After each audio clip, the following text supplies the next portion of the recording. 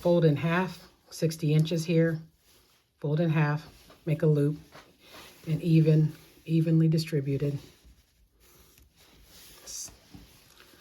Go around your 2 fingers, index and the middle finger, keeping this flattened, pulled so it's still flat.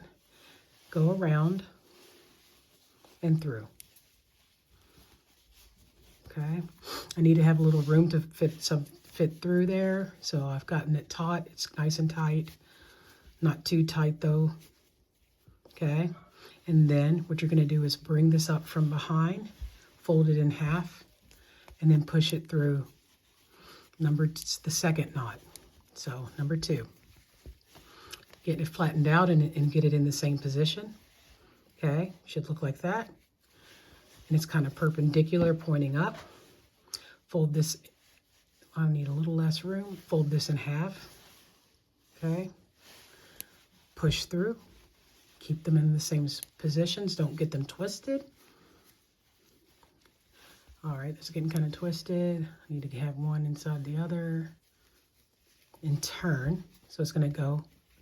Make sure you're pointing up, because so it's rotated basically. That's number 3. Okay. Number 4, fold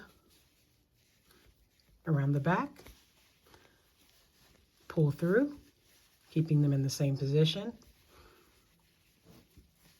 It takes a little messing with to make sure you have everything in the position. Turn. Okay, still perpendicular. And then the 5th knot, the last one for the middle. Push through. I fold it up on the back, push through. Get them in this proper position again.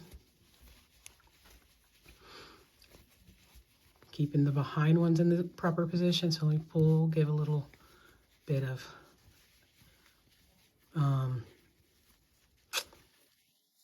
looseness, make it a little loose. And then that's the last one. Okay, so next you're going to basically be putting these 2 together, this side and this side. You tighten that up a little because it should be a little tighter. And I'm going to turn it over, okay? Make sure this is going to be the front, okay? Just like with this and with this one.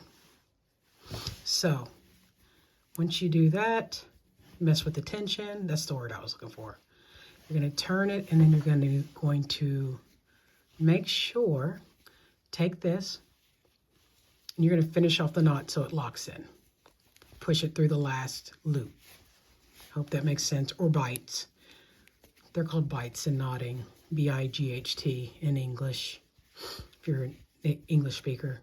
All right, and then turn it. Make sure everything looks good. You're going to fish these through.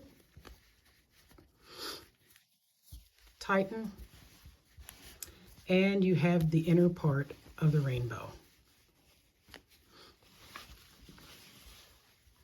There you have it. Actually, pull it through. You're going to use this in a moment.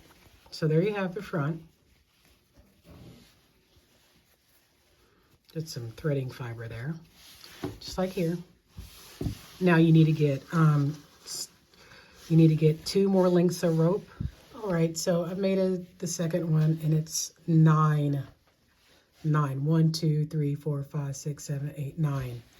And then you're just basically going to kind of mold it.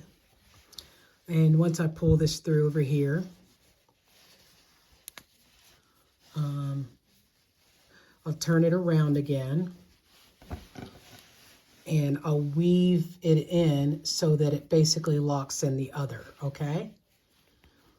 And then you'll repeat that for the third one, and you'll use the tail and weave it in, okay? And then for the knotting, the middle is 5 knots. The second one is 9 knots, and then the last one is 13 knots.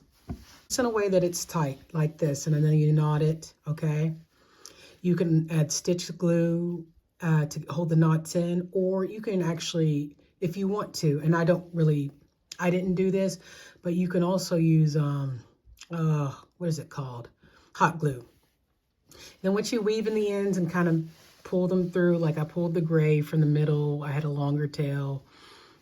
Or you can use just one piece of singularly long piece and weave back and forth. Here, just have like a little nail, tiny nail, and hang it up.